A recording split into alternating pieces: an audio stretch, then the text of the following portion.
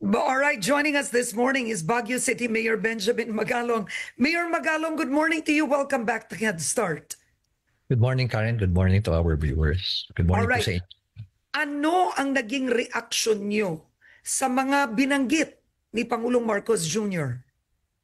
Well, napakaganda nitong ginagawa niya ngayon at personally talagang tumututok dito sa flood control projects. At siguro meron siyang strategy. Palalabasin muna natin yung mga contractors muna. Hoping na yung mga contractors talagang i-disclose na nila talaga kung sino yung mga taong behind the scheme or this series of schemes.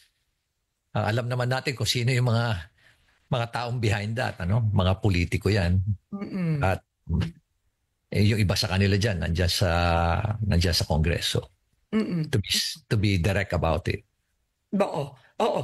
Maganda punto nyo kasi ang contractor parang yun lang yung contracted to build the project. Pero yung Yes. totoo, yung nagsisingit sa budget, 'di ba? Yung nag-aapela, humihingi ng pondo para sa flood control, kongresista yun. Yun ang sumisingit sa budget nun. Totoo yan, Karen. Ang sistema kasi is yung Kongreso may dala-dalong ng pera, magdedemand na kagad siya ng kanyang porsyento. Maraming arrangement. Iba-ibang sitwasyon, maraming scheme eh. Gumagaling na nga sila. May mga scheme na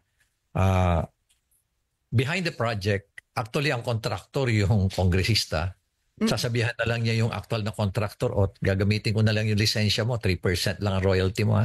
Pero bibigyan na lang kita ng isang project dito sa distrito ko, bigyan kita ng multipurpose hall para at least meron kang pagkakakitaan. And at the same time, yung DPWH din, may porsyento rin. Pero nagko-complain na rin ng DPWH kasi ang sinasabi ng DPWH, sobra-sobra na rin ang kinukuha ng mga kongregista, mga politiko, nasasacrifice na talaga yung project. Naghahabol ngayon yung contractor kung paano niya pagkakasyahin. Kaya dinadaya niya ngayon yung execution, lalo-lalo na ng mga installation ng mga materyales pagdating sa flood control. We're talking about flood control lang dito, Karen. Hindi pa yung iba-ibang mga projects na pinagkakakitaan din nila. Okay. Now, you were actually the first to speak out, right? On the alleged corruption in terms of pagbibigay ng ayuda. We'll go there. Later on, we'll go there. Una ka sa nagsalita nun. I want to show you a graph. This was actually discovered by Navotas Representative Toby Tiangco, and I've been asking guests about it. This is the graph, no? In that particular graph, this is apparently a district. I think this is Oriental Mindoro, Occidental Mindoro. I could be corrected on this, but that's what I found out for the 2025 budget. Ang lumalabas dito, isipin mo, yung isa doon sa NEP, 2.5 billion pesos ang DPWH budget niya. Most likely, this is for flood control or other infra. Pero nung dumating na sa GAA, lumobo ito ng 20.9 billion. So it means nadagdagan ng 18.4 billion. Yung distrito lang na yan. What is your take? Do you have an explanation? What are your thoughts? Alam mo kasi pagdating sa BICAM, konti na lang yung nag-uusap. Ang masama, okay pa yung BICAM kasi meron pa mga maaayos doon Ang pinakamahirap dito kung nagkaroon na nung small BICAM. Bali, tatatlo na lang yung nag-uusap dyan. Tapos konti na rin ang mga technical people na nandyan. Kung minsan pinapaalis na nila lahat para silang tatlo na lang siguro at isang pagkakatiwalaan na lang nila to record everything. Doon mo makikita yung horse trading na nangyayari. Kaya if you look at what happened to the 2025, nadagdagan ng 214 billion yung DPWH. From the NEP, President's budget, naging 214 billion ang dagdag. Pero tingnan mo yung nangyari do sa DepEd, binawasan ng 11 billion. 12. Yes. Mga 11 point something. Yeah. So, tapos nakita mo yung DOTR, nabawasan ng 92 billion. Kasi nga ang ginawa nila, may deprioritization. Especially dun sa mga especially dun sa mga foreign-funded na project o foreign-assisted na project, nilagay nila ngayon sa program. Kaya talagang significant yung reduction. Yung DSWD, I believe, nabawasan na mga ilan kundi yun. Tapos kung ano-ano pa yung mga binawas. Alam nyo ba na hindi lang lumalabas yan, pati NCIP binawasan ng 400 million. So maraming mga ginawa. Pati yung mga priority na mga MUP, pension, at pati yung 4Ps na very well established yung parameters niyan at yung sistema niyan, talagang significantly from the program, nilagay siya sa unprogram. Kaya deprioritization na naman yan. Pero tingnan mo, isipin mo, gumawa sila ng akap na walang sistema. Nilagay nila yan despite the fact na sinasabi na nga ni Secretary Rex na ayaw ko yung akap na yan. Ininsist pa rin nila yan. Obviously, isa lang ang purpose noon. Unang-una, pagkakaperahan nila. Pangatlo, gagamitin nila sa election. Kaya nga na-label yan as the most corrupt na budget. Now, Mayor, our legislators, whether they are senators or congressmen, kasi a source tells me, pati senator daw hindi lang congressman, are they parking funds in provinces, right? Like ito, yung dalawang probinsya na yun, no, na allegedly in Mindoro, why would they have 20 billion, 21 billion sa 2025 budget for DPWH? May nagtanong nga sa akin, anong tinatayo nila dyan? Skyway ba? Diba? Diba? Skyway na ba do they park? Ganun na ba ang racket ngayon? Why do they do this? What's the system? Alam mo kasi, mismong isang senator ang nagsabi sa akin na, alam mo, Mayor Benji, grabe ang pagbabawas nila sa amin sa Senado. May pa-parking pa sila. Dati-rati naman, wala naman yung parking ngayon. Na yan. Ngayon, may pa-parking. Unang-una, hindi ko nga maintindihan yung parking na yan. Saka ko naintindihan na lang nung nalaman ko na, meron pala. Alam mo kasi, all you have to do is go over the GAA. Makikita mo dun yung nakaranking kasi yung bawat distrito dyan. Kaya makikita mo kagad kung sino yung most privileged na distrito dyan. Pero ang problema sa mga mambabatas natin, they don't really read yung entire GAA. Yes. Ang titingnan lang nila dyan is, ay, nakita ko ba yung distrito ko? Okay yung distrito ko. Okay na. Satisfied na sila dyan.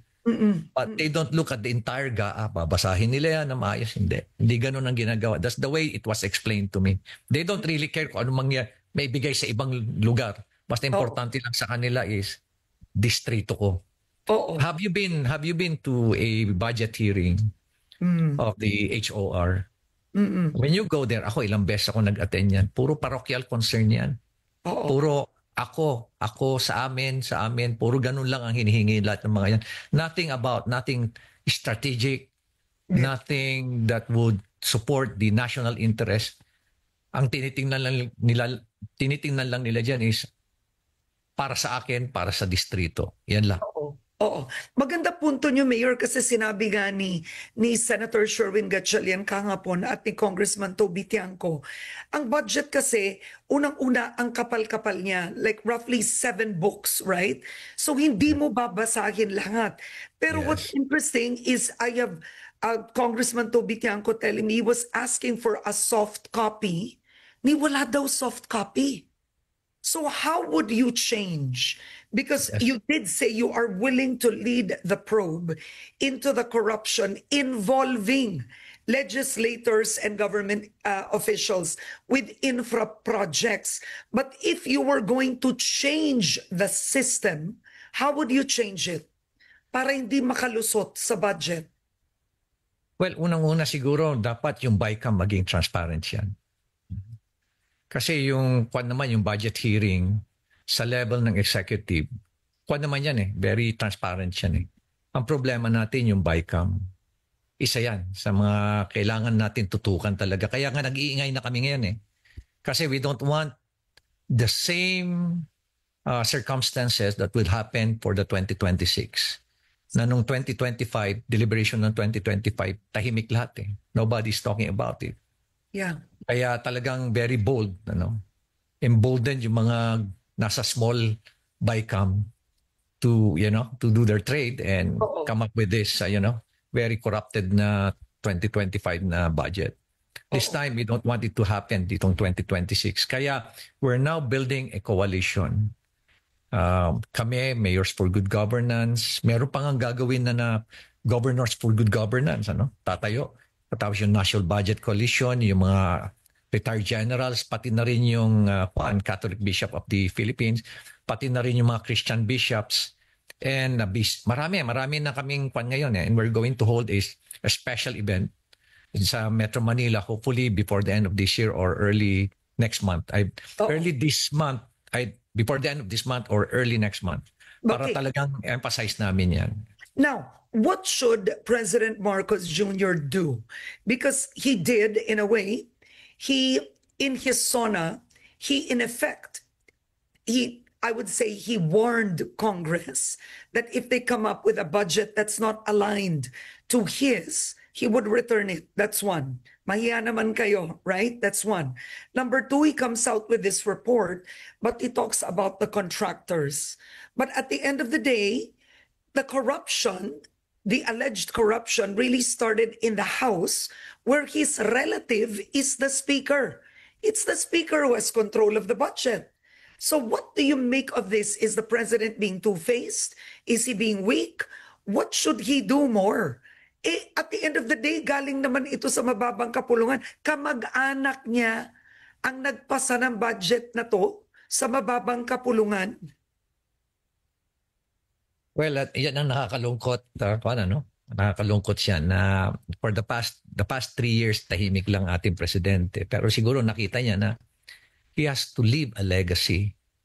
And that's the opportunity is for the next 3 years. Siguro naisip na rin niya na talagang someone is bringing down my administration single-handedly.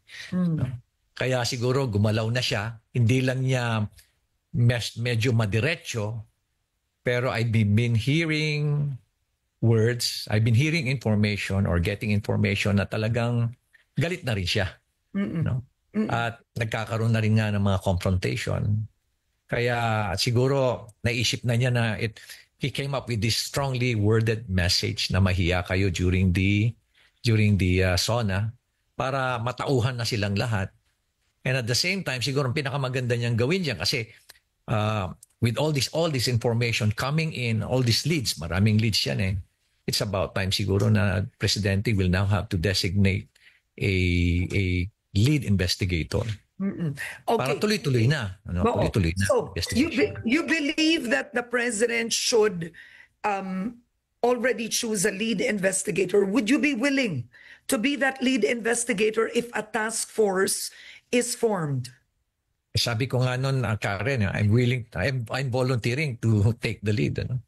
Anyway, I've done it before dun sa NIA investigation in 2013 when no less than President Noynoy called me up sa Malacanang. Sinabi niya, I want you to lead the investigation. At nagulat ako dun sa hindi lang pala tip of the iceberg yung na-hit namin. Nagulat kami na ganun pala katindi. It's nationwide yung anomaly na nangyayari sa NIA. And I'm pretty sure na itong flood control and all the other anomalies in lahat ng project, talagang it's something widespread. It's something highly syndicated. Probably that's the best term na magagamit ko, highly organized and highly syndicated. Oo. And a viewer right now says that the government should actually ask all the government contractors to submit to the BIR so that the government at least can collect part of the money, right, that was supposedly plundered. That would probably be the subsequent action. Ang importante muna rito siguro is makuha mo lahat muna yung mga dokumento, especially yung mga detailed unit price analysis. Malaking bagay yung mga dokumentong hawak ngayon ng COA. Because doon din kami nag-umpisa nun Oo. Pero alam mo, if you're the lead investigator at hindi mo makompel yung ibang agency na mag-submit sa'yo, yun ang challenge. Kasi noon talaga nahirapan kami noon during the initial phase of our investigation to sa NIA anomalies. Mm. Kaya nga humingi pa ako ng additional na authority na talagang i-compel yung ibang ahensya na isubmit sa amin yung kanilang mga dokumento. Kasi doon lahat makikita mo na kaagad doon yung mga kalokohan doon. Oo. Actually, isa rin kayo, actually nauna kayo. You exposed yung kalokohan ng pagbibigay ng ayuda. So I wanted to ask you about this. So you have Representative Toby Tiangco saying that, I will quote, pag sumama ka sa Bagong Pilipinas Serbisyo Fair ni Speaker Martin Romualdez, dun ka daw bibigyan ng 777. Ito 7 million worth of AKAP, 7 million worth of TUPAD, 7 million worth of AIX, 7 million worth of MAIP. Ito yung medical assistance. So he says technically this isn't cash given to you, but it's set aside for you, right? And Yes. you were actually offered. You were offered this same amount. Well, alam mo kasi may totoo yan, Karen, We were also offered. Pero siguro mas lesser na amount kasi Oo. ito na yung sa local government na eh. Pero ang maganda nito is, alam mo, nung nilabas ko yan, di ba inaccuse pa nila ako na nagsisinungaling ako at gumagawa lang ako na istorya. Mm-mm. Now, no less than someone in Congress is talking about it and confirming it. Alam mo, hindi lang 777 yan, Karen.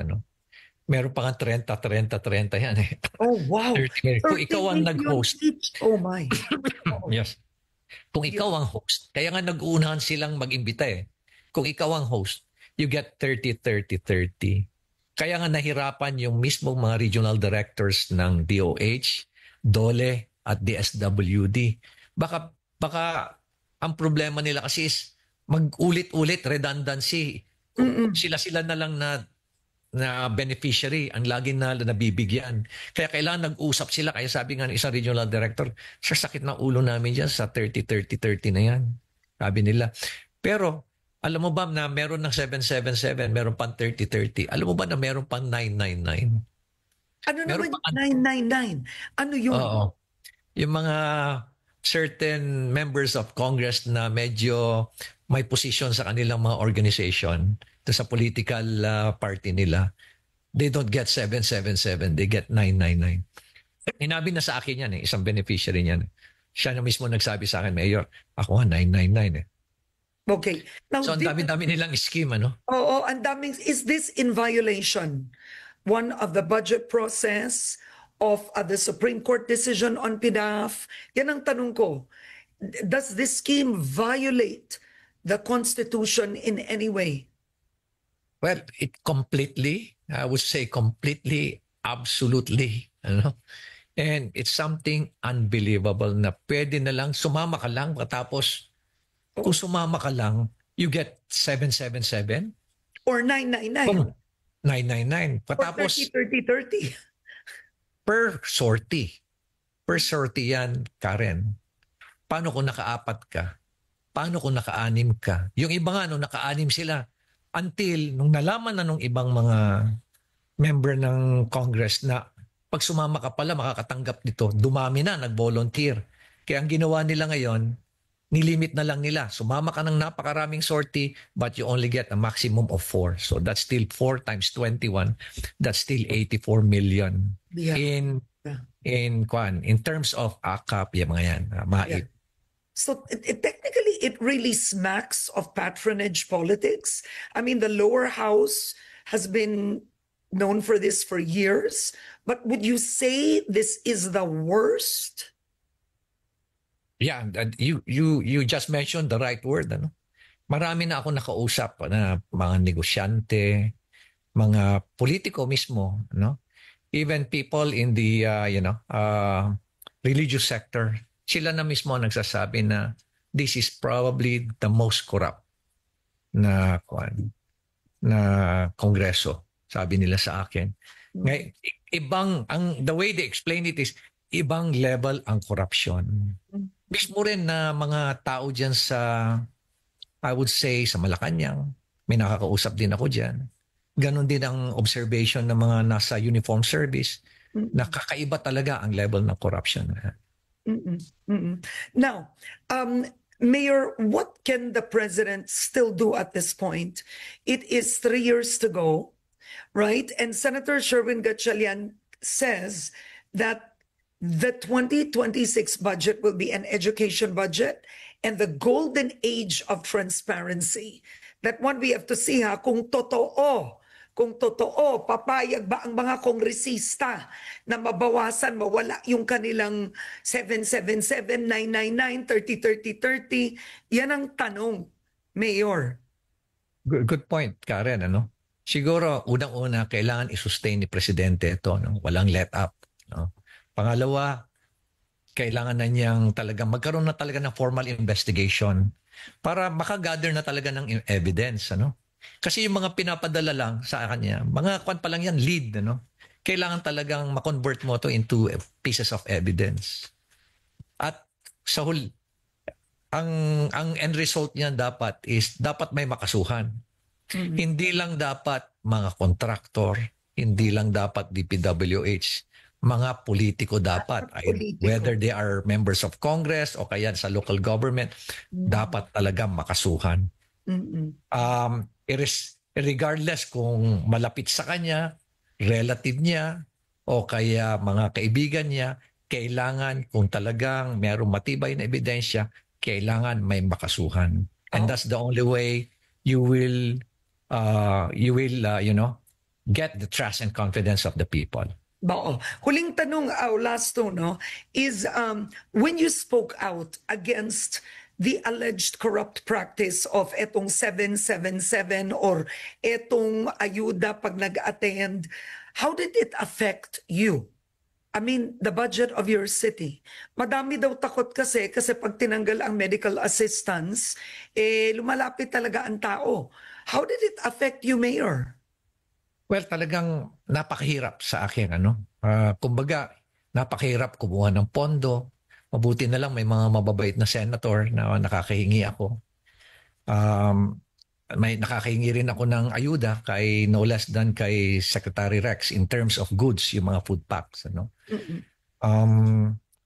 Mahirap. Kumbaga parang feeling mo pinagtutulungan ka eh.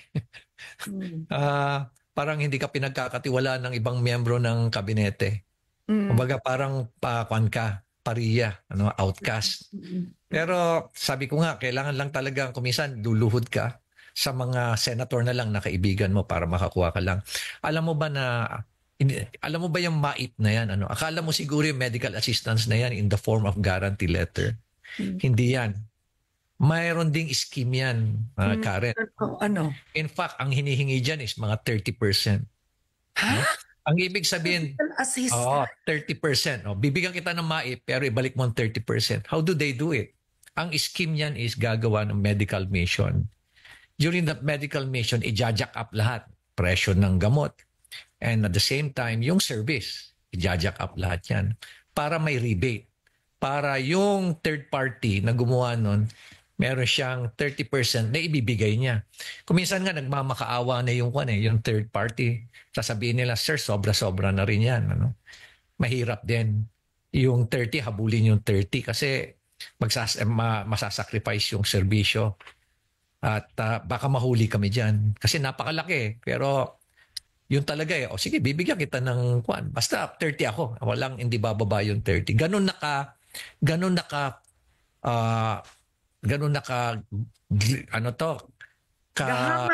Gahaman, yes.